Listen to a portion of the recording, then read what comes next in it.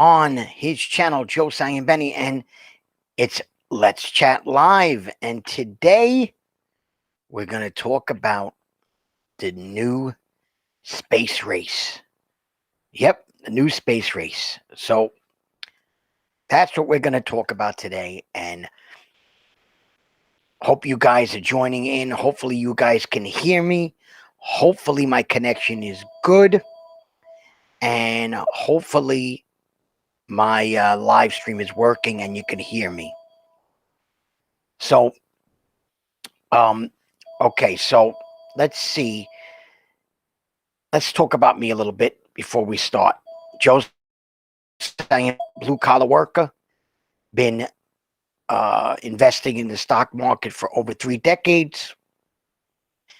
I have a YouTube channel now, and every Saturday almost every Saturday, I try to go live on Let's Chat Live. So I'm live, and hopefully my connection is good. And eventually you can like and subscribe and comment when this video goes, as a video. So basically, I wanted to talk about today. One of my subscribers wanted me to talk about the space race, and basically whether or not we should be heading back into space after 5 or 6 decades. We haven't gone into space. We haven't gone to space maybe 4 or 5 decades.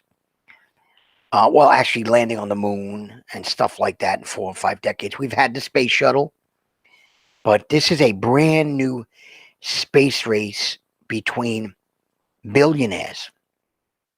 And it's, during the pandemic, and some people are actually criticizing these billionaires. I watched a couple of the flights. I especially watched the Jeff Bezos flight, Blue Origin, where he went up, I believe it was a couple of days ago or last week. And the comments were brutal. They said stuff like, spend your money on saving the earth, spend your money on poor people, pay your employees better wages, all this stuff. And, I could kind of understand where these viewers were coming from.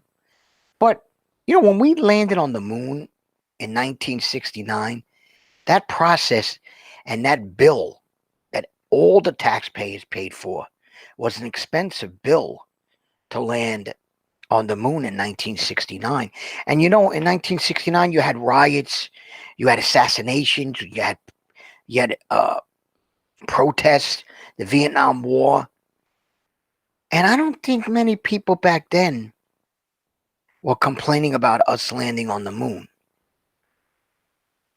That we had some issues back in 1969 that are worse than now. I mean, Vietnam, think about it. So I kind of look at the space race as kind of a new era, a brand new era of discovery. And, that's what I think.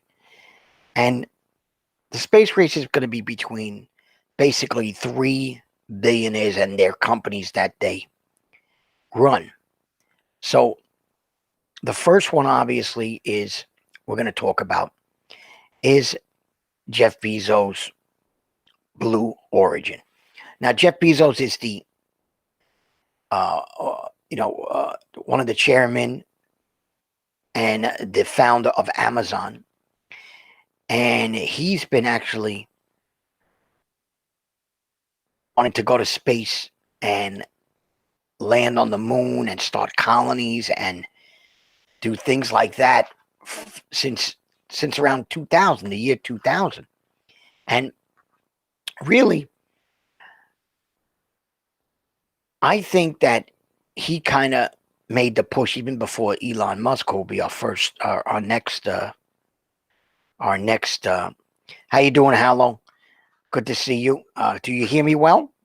Give me a yes or a thumbs up if you hear me out there. So, Jeff Bezos, he he started around 2000 with his Blue Origin space program, and his goal was to get to colonize, really, to have and I'm reading some of his goals here, to have regular private citizens to go into space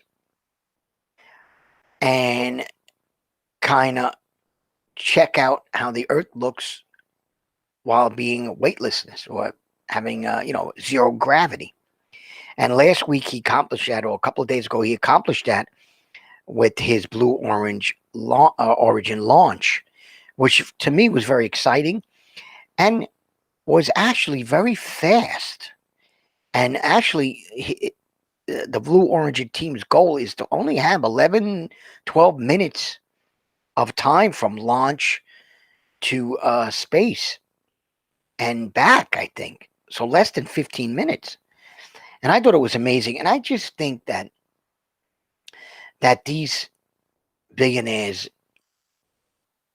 trying to discover or trying to land on the moon or Mars is a great, great thing. And really, it started with Jeff in 2000, and then it ended up going to Mr. Elon Musk, as we all know, Tesla's chairman and founder. And Elon could be crazy, but his Falcon rocket and his SpaceX program, very similar. Though he, I think, is focusing on Mars, and also his space program is trying to provide satellites to make internet cheap for areas where countries that don't get, or areas that don't get internet. He's forming a satellite network there in space, and he's already has over 600 satellites up. They've already put over 600 satellites up there, and it's called the Starlink project. So he's got many goals in addition to cargo, bringing cargo to the moon and to Mars. So he's another one that's had many launches, many military launches, many satellite launches. And these two, Jeff and Elon Musk, are doing amazing things. And I think that they're going to be heavy into cargo, Mars and the moon and other planets further along. I really think that these two are the ones that are going to try to really discover new stuff out in space. And finally, the third one is Mr. Sir Richard Branson. Good old Richard Branson of Virgin Airlines and the old, I guess, Virgin Records, if you guys remember that. Virgin Galactic just made a flight just a couple of days ago. I mean, not a couple of days ago, a couple of weeks ago, prior to Jeff Bezos' Blue Origin flight. And his flight, his spaceship or rocket ship is attached to a plane and then unloads and shoots up from the plane after the plane, I believe, reaches around 100,000 feet. He is into tourism, like suborbital or orbital tourism. Private citizens pay around $200,000 to go zero gravity.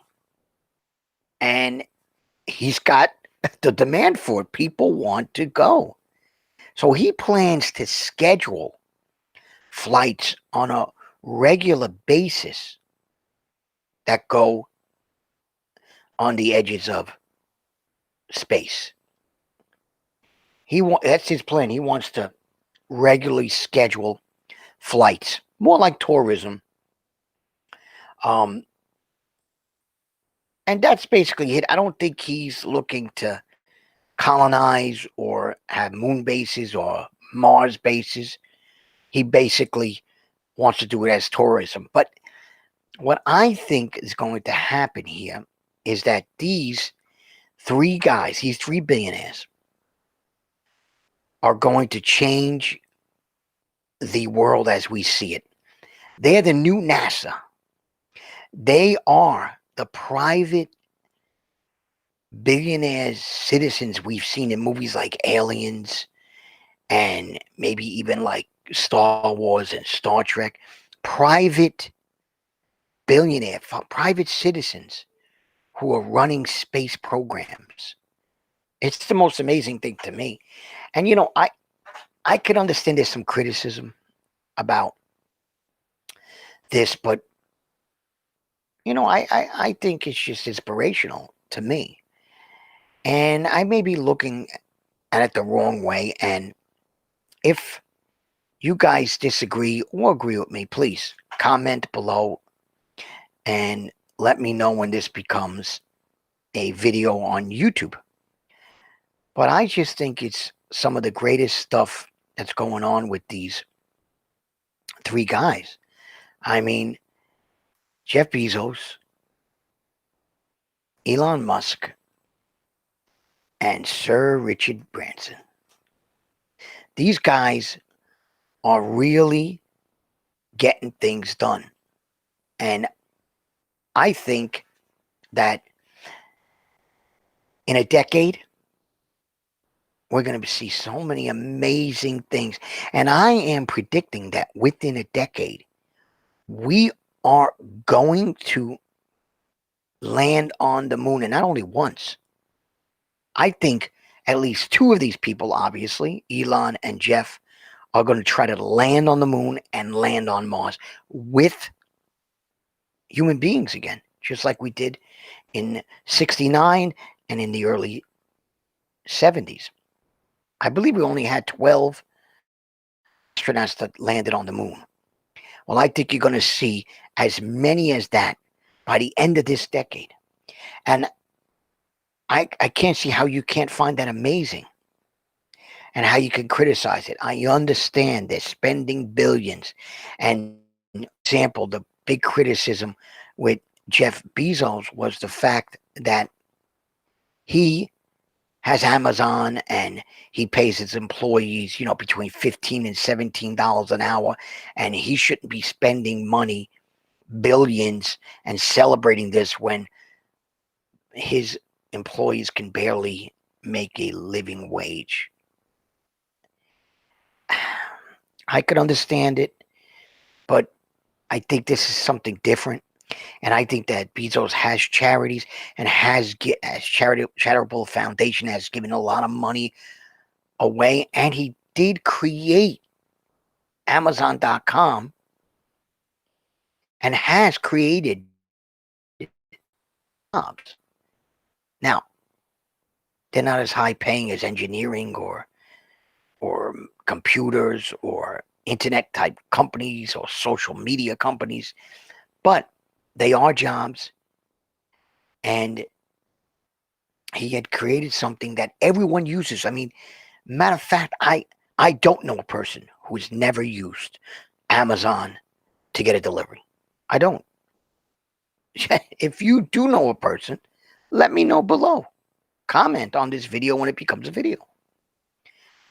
So that's basically what it comes down to, is that I think that